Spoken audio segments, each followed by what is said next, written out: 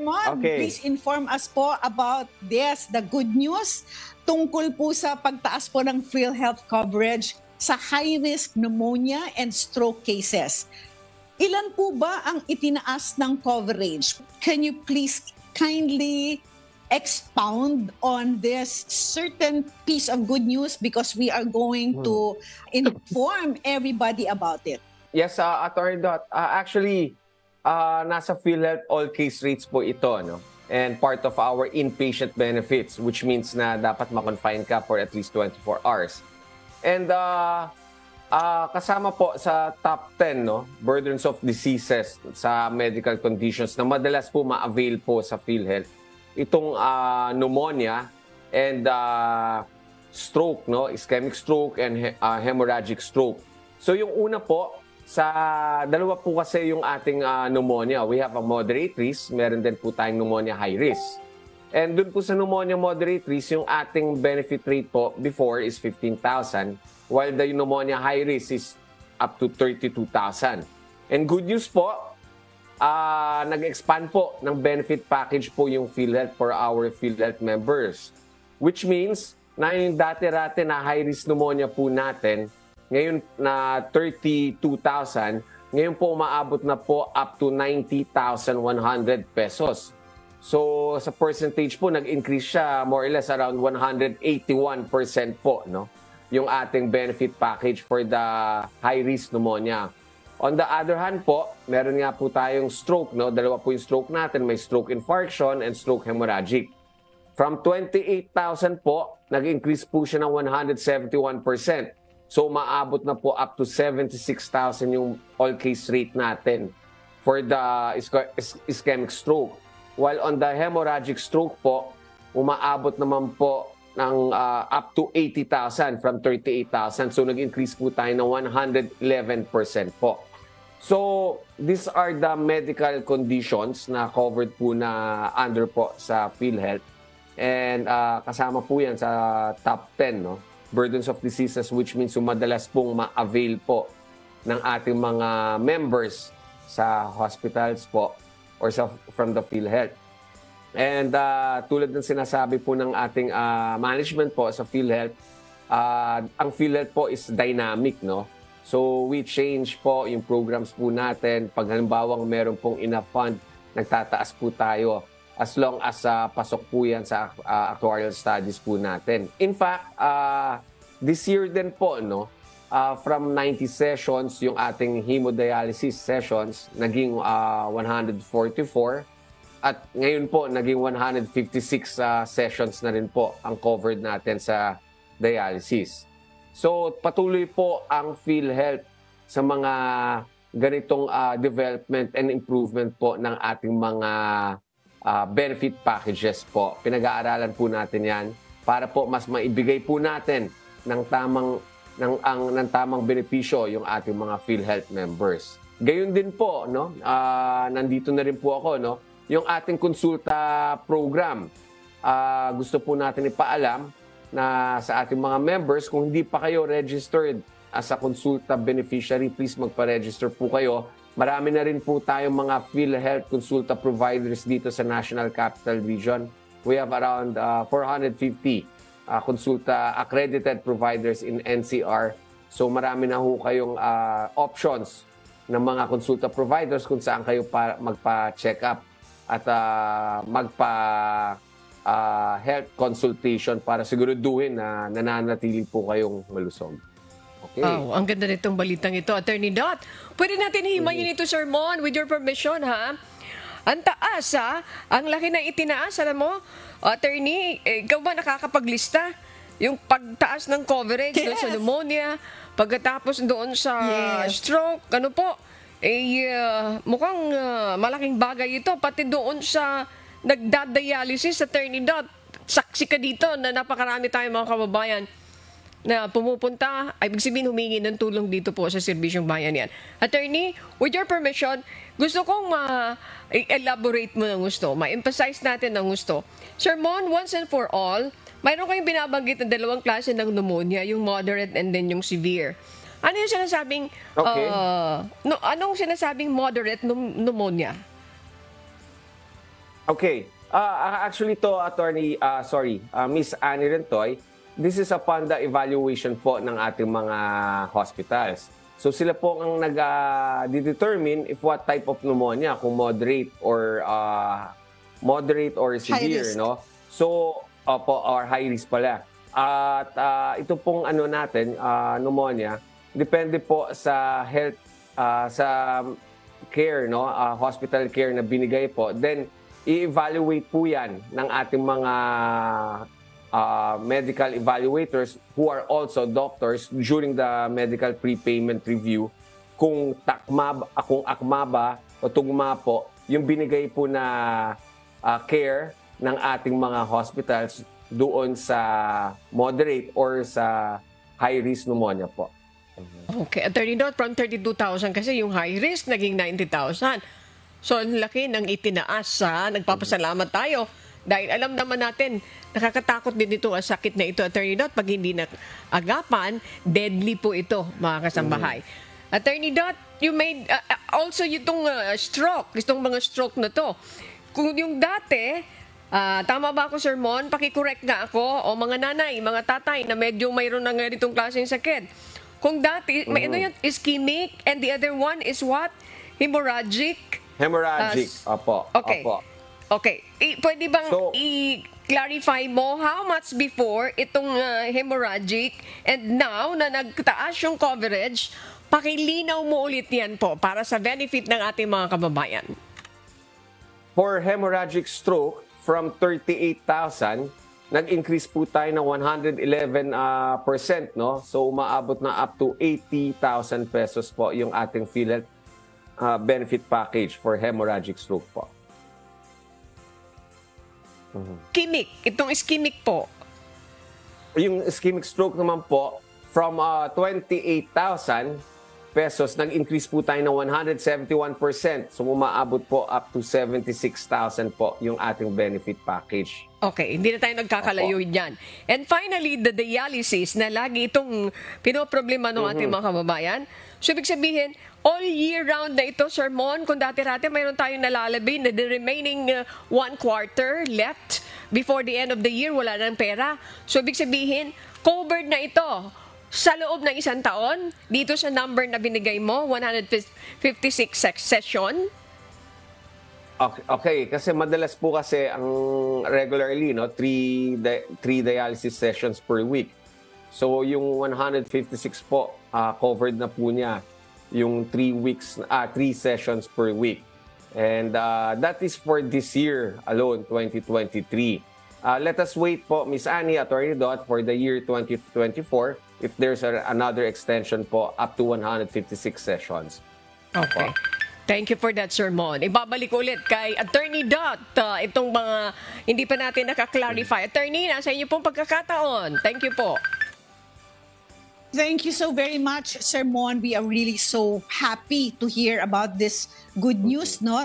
Malaking tulong po ito sa mga mahihirap po na may sakit po, no? But ito po ba will apply to all who will avail, or basta po pasok po dun sa high risk na pneumonia, tapos ischemic or hemorrhagic pneumonia, stroke, tapos dialysis, anyone can avail basta member po ng PhilHealth? Actually, Attorney Dot, yes. Attorney Dot, actually the Universal Healthcare Law is for all Filipinos. And we can say na that these benefits are for all Filipinos as long as pa-register muna po kayo bilang isang PhilHealth member.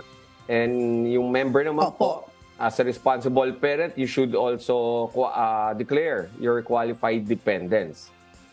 We want all Filipinos dapat covered po dito sa Universal Healthcare. Okay.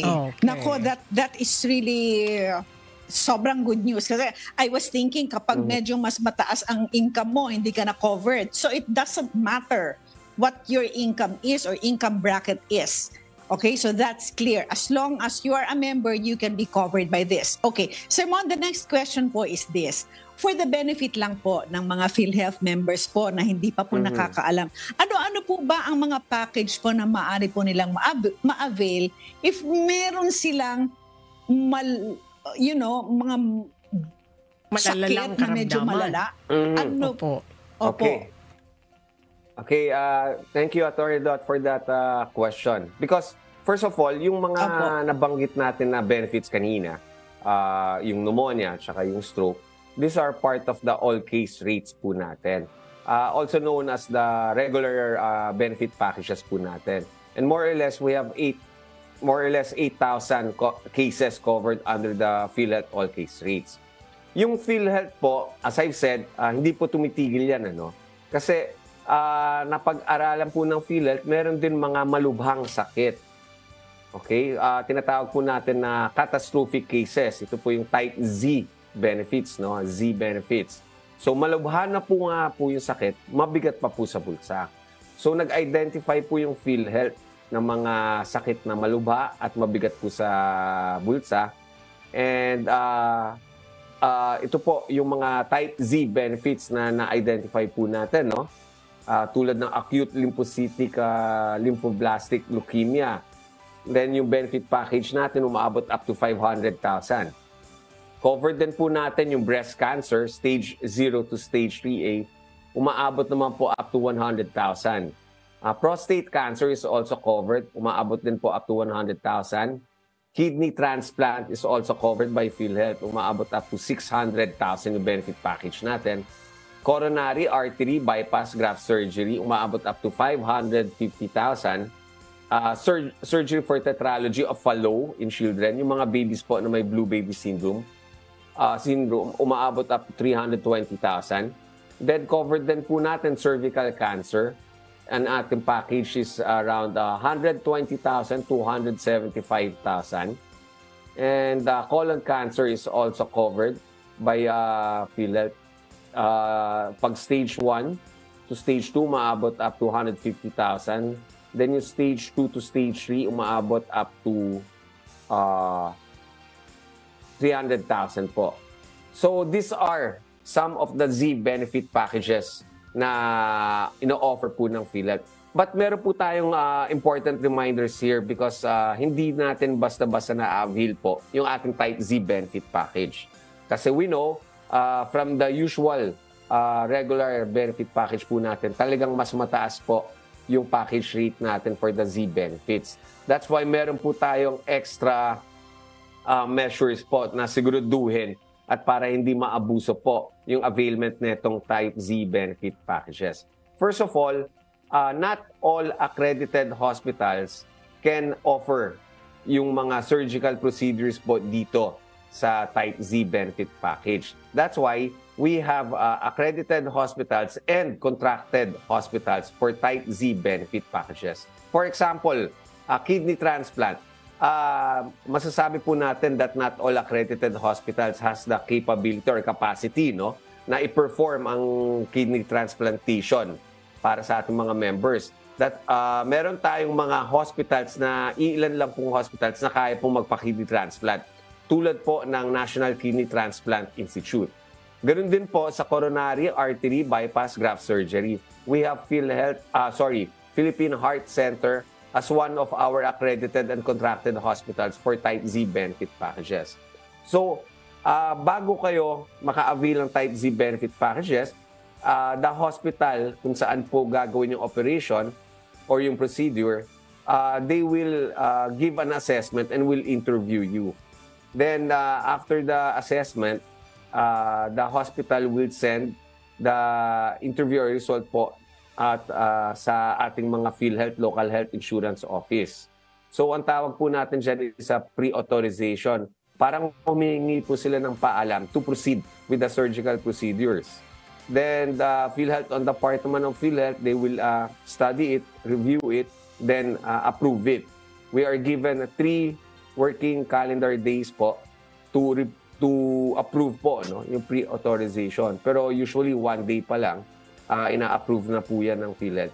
Alam naman po natin because of the urgency po ng case po ng mga patients natin na kailangan na po ng operation. Okay. So yun po Sir yung Mon, napaka-importante. Sir Mon, Na kailangan Attorney alam Dot, natin. Yes. opo. With your permission, Attorney Dot, may binanggit si Sir Mon a while ago. We want to clarify this once and for all. Sabi niyo po, itong type C, which is very important, na itong mga sakit na binanggit, may leukemia, may breast cancer, may coronary problems, yung mga coronary diseases, hindi masyado itong nagagamit. Ulitin nyo nga po, what seems to be the problem? Bakit hindi ito masyadong na-utilize ng ating mga member? Is it because yung mga partner hospitals ninyo ay sometimes hindi available yung ganitong service? Coming from you, Sir Mon, para ma-clarify natin ito. Sige po, go ahead please. Thank you. We have to be sure, kasi one of the responsibilities of PhilHealth, no? Yung mga hospitals, that's the reason, that's why we accredit, na kaya ibigay yung what is mga services po, no, para sa ating mga patients. And meron mga hospitals na wala pa hong capacity, no, for kidney transplant or wala pang capacity para sa coronary artery bypass graft surgery. Kaya meron tayong mga contracted hospitals, piling mga hospitals na sinisigurado po ng PhilHealth na kaya po ibigay ng tama yung mga surgical procedures. Tulad po ng heart center, they can perform the coronary artery bypass graft surgery. Tulad din po ng National Kidney Transplant Institute, kaya rin po nila magkaroon ng kidney transplant, no? Because depende po yan sa kagamitan din ng mga hospitals. Kaya we have to identify, halimbawa po, no, sa type Z benefit packages, we have to identify what are those accredited and contracted hospitals na pwede pong ibigay or i-offer yung type Z benefit packages. Okay. Tulad po ng, we have the list of the contracted hospitals sa Z benefit doon po sa ating PhilHealth website sa www.philhealth.gov.ph para alam not only sa NCR but sa buong Pilipinas po, no, meron tayong mga regions, hospitals within the regions na pwede rin pong ibigay itong type Z benefit packages po. Okay. Attorney Dot, para hindi naman problema, pumunta na sila doon sa mga hospital na accredited. Attorney, dito ulit, Sir Mon, Attorney Dot. Thank you, Attorney. Go ahead, please. Yes. Thank you. Okay. Sir Mon, this is a very, very important question for those who are not yet PhilHealth members, okay? Those who are working in companies, walang problema kasi yung mga kumpanya, ini-enroll po sila sa PhilHealth. But those who are working alone, like you are a driver or you're a lawyer na wala ka namang ibang kasama, practicing lawyer ka, solo practitioner ka, o kahit na teacher, tutor lang siya sa bahay, ano po ang advice po ninyo sa kanila para po sila po ay maging member ng PhilHealth? And then, secondly,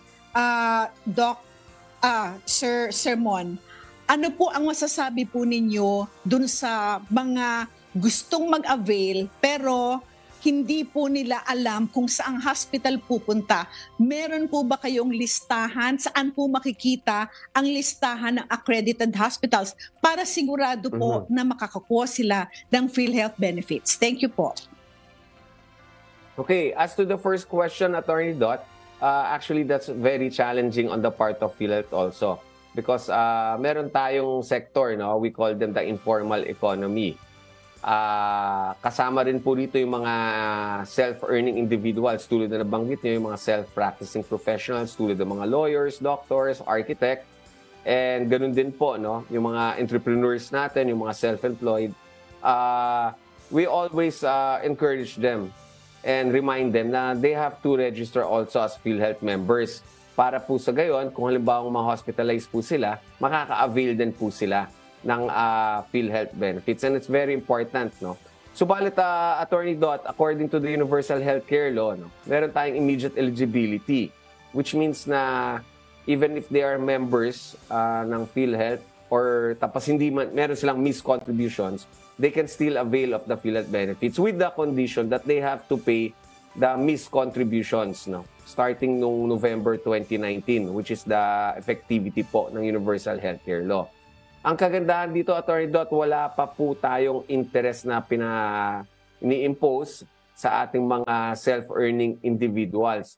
So, as of now, kung kaya na po nilang hulug-hulugan ng pakonti-konti, yung kanilang premium contributions, we really encourage na gawin na po nila. Kasi hindi until such time, baka po later on ipatupad na yung sinasabi sa implementing rules and regulations na meron na rin po tayong interest. No? Pero sa ngayon po, wala pa po. Kaya mas maganda na regular po sila naguhulog ng premium contribution para kung halimbawa maipatupad na po yung sinasabi dun sa implementing rules, hindi na sila masyado maapektuhan po. And tulad ng sinabi ko, Attorney Dot, that's why we encourage them also na ito po, nilaunch na rin po natin yung Konsulta Program.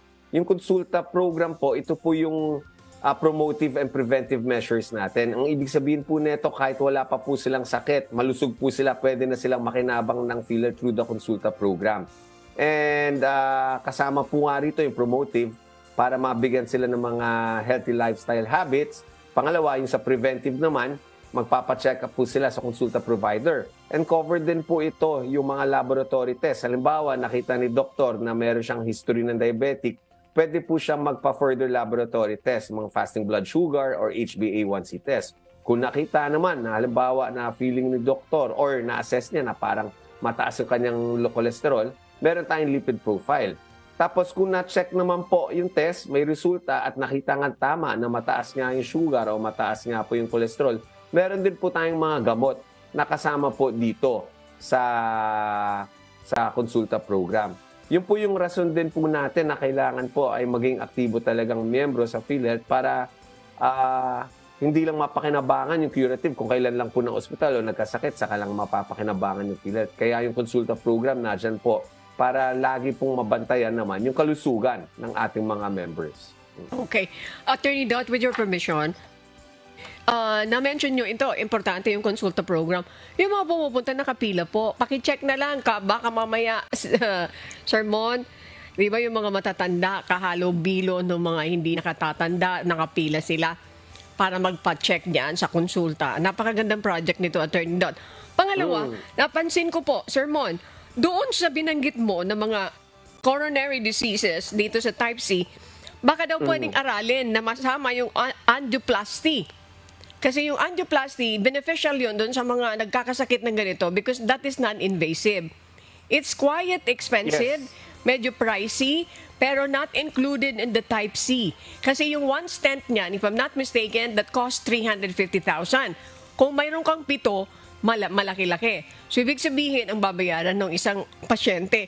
Pwede daw po itong aralin ng PhilHealth na maisama ito, Sir Mon. What can you say about that, Sir Mon? Actually, nabanggit na po yan sa management na pinag-aaralan din po yan na masama po siya bilang benepisyo po ng PhilHealth. Huwag kayong mag-alala. Opo. And nakaligtaan ko nga, no? Kasi ang tulad ng sinabi ko po, yung UHC is a progressive realization.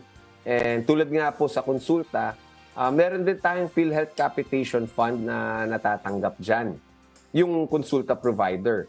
So every time po nagpaparegister at nagpa-first patient encounter, nagpa-check up po sila, meron pong pondo inaalat po yung PhilHealth, no, sa ating mga konsulta providers para po patuloy nilang bigyan ng magandang serbisyo yung ating mga members. And tulad ng sinabi ko, PhilHealth is a progressive realization.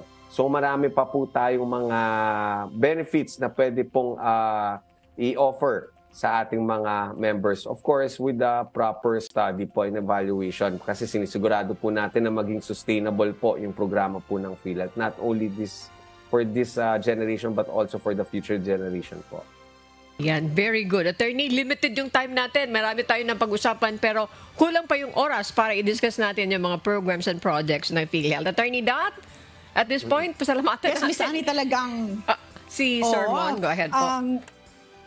Kulang na kulang ang oras and we have to guest again our gracious guest this afternoon. So, Mr. Raymond Acoba, let me take this opportunity to thank you again from the bottom of our hearts on behalf of UNTV and of course, Sir Misyong Bayanihan. Maraming salamat po sa lahat ng information po na shinare po ninyo sa amin. Napaka-good news po talaga nun.